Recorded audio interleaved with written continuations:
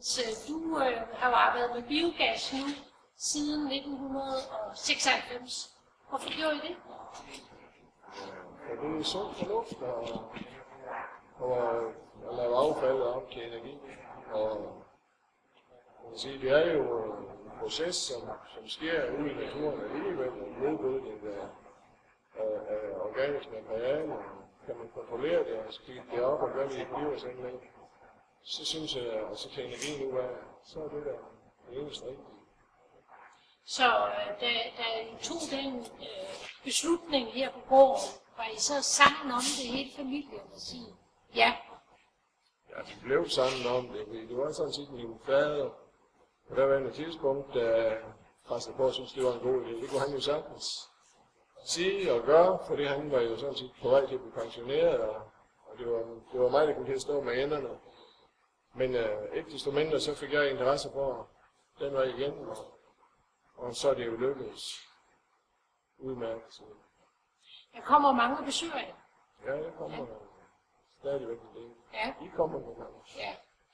Så det er rigtig fint, at vi får lov til det og få se energianlæg på gården.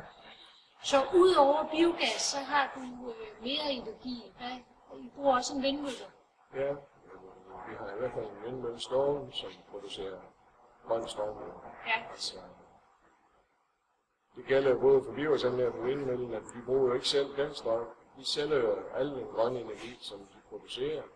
Ja. Og så kører vi fra det normale system. Nu har I så 2 energianlæg.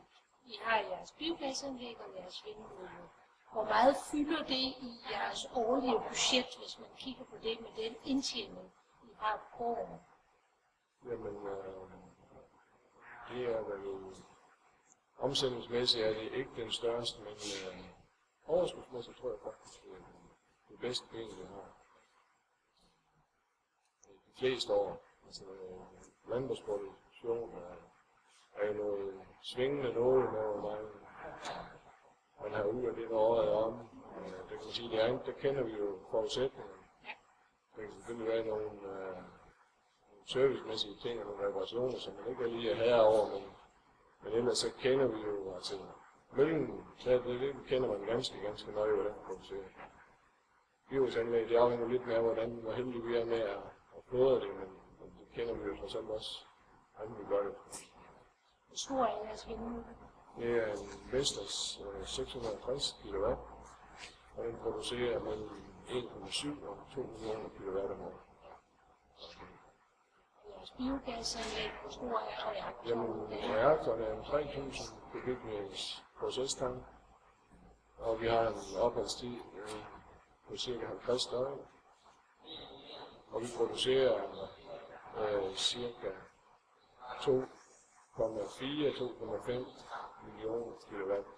Det vi går i det ligger der i det niveau i de 6 år, vi har kørt med. Tak for det, og vi går den vej der. Ja.